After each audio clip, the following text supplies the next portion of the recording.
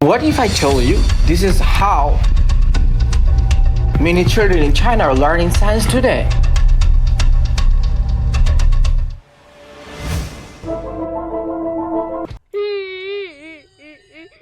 Hello everyone, my name is Evan. I'm so happy to be with Mohammed today, and today is going to be the first day to start our winter camp. So in this camp we're going to learn about a lot of things, including structures, which is the subject we will be learning about today. We're going to build a lot of amazing things and we're going to have a lot of fun.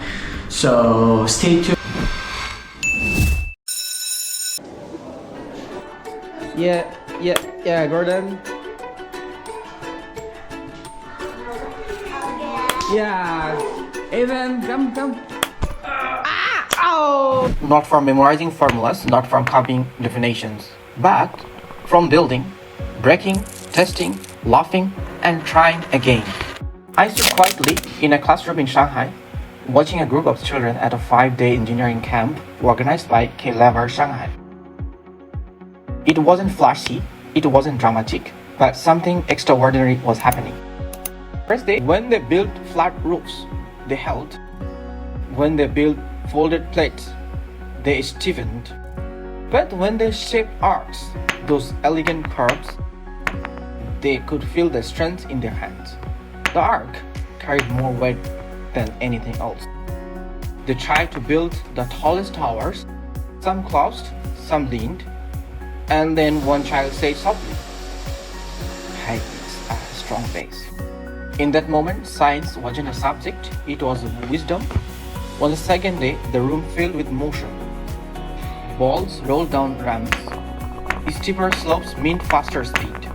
Potential energy became kinetic energy. No equations required, just bright eyes following the motion. Dominoes fell in a chain reaction, each one passing energy to the next like a whispered signal. One circular tracks. They felt invisible forces pulling inward and pushing outward.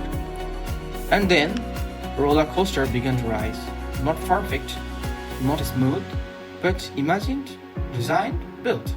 By the third day, Newton wasn't a name in history.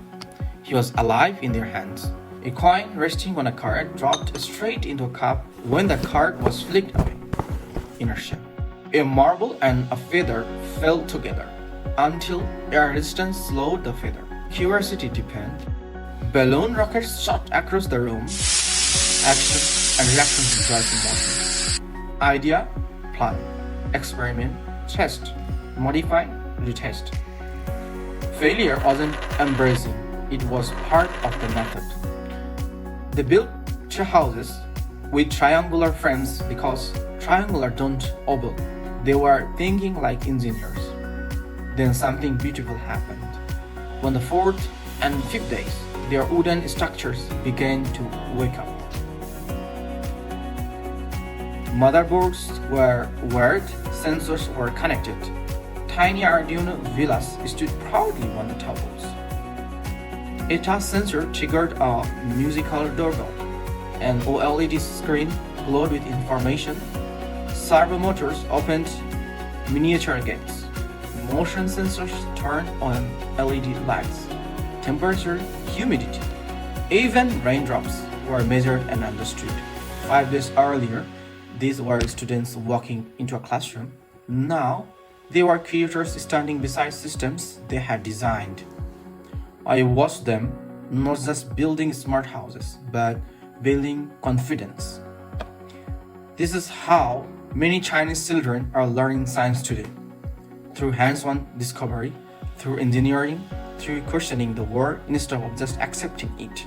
And I couldn't help but feel something personal. I wished I had learned this way when I was young. Because science, when taught like this, is not intimidating. It's empowering. It tells us, child, the world is understandable, the world is changeable, and you have the tools to shape it. Engineering is where creativity meets logic, where wonder meets discipline, where small hands build big future. And maybe that's the real history here. Not just what they built, but who they are becoming. Because inside every child is the potential to shape tomorrow. Sometimes all it takes is a chance to build today.